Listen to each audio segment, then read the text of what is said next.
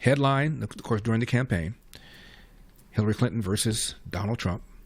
Headline, new emails raise questions about the ties between Clinton Foundation and State Department. Again, this is not Fox News. It's not Just the News. It's not Blaze. It's NPR.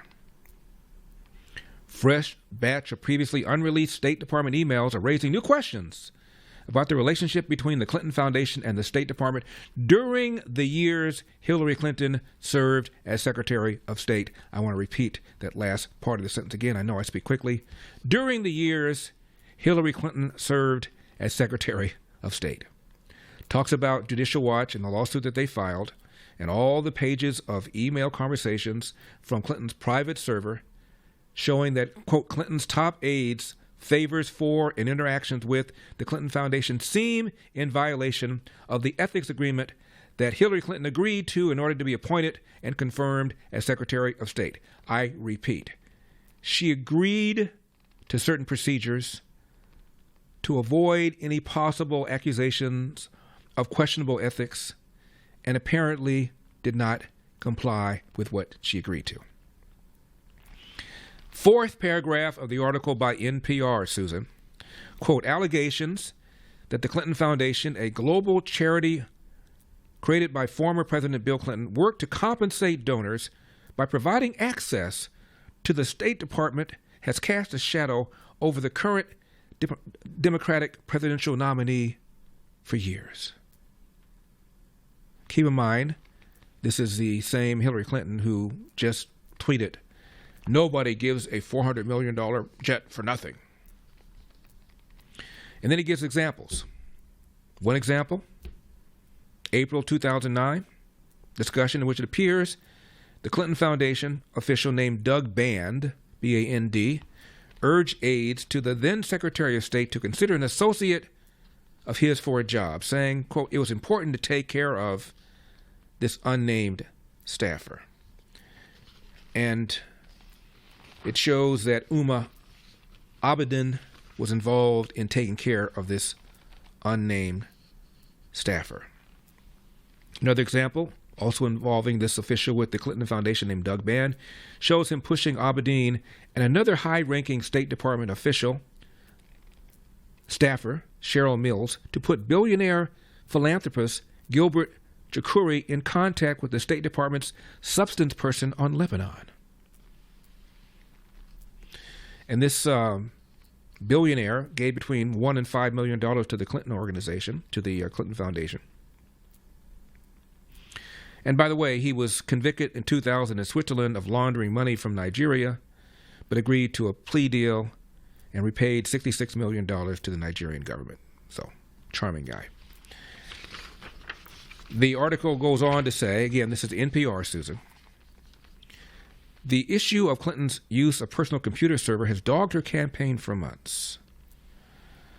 After an interview with Fox News last month, Clinton came under renewed scrutiny after telling interviewer Chris Wallace that FBI Director James Comey said her past statements regarding her emails were truthful, a claim factcheck.org and others found to be false.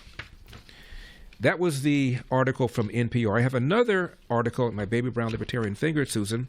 This one from the New York Times. Headline, Foundation ties bedevil Hillary Clinton's presidential campaign. Did I mention New York Times? Also August 2016.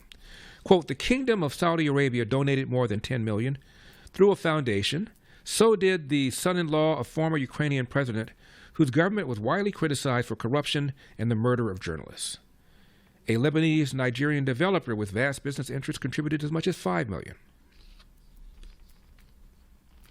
Now, as Mrs. Clinton seeks the White House, the funding of the sprawling philanthropy has become an Achilles heel for her campaign,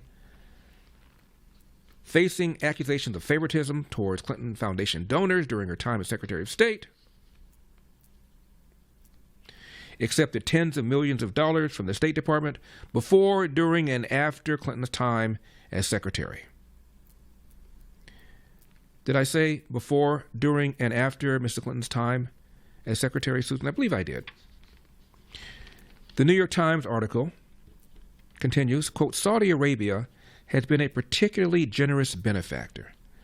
The kingdom gave between $10 and $25 million to the Clinton Foundation.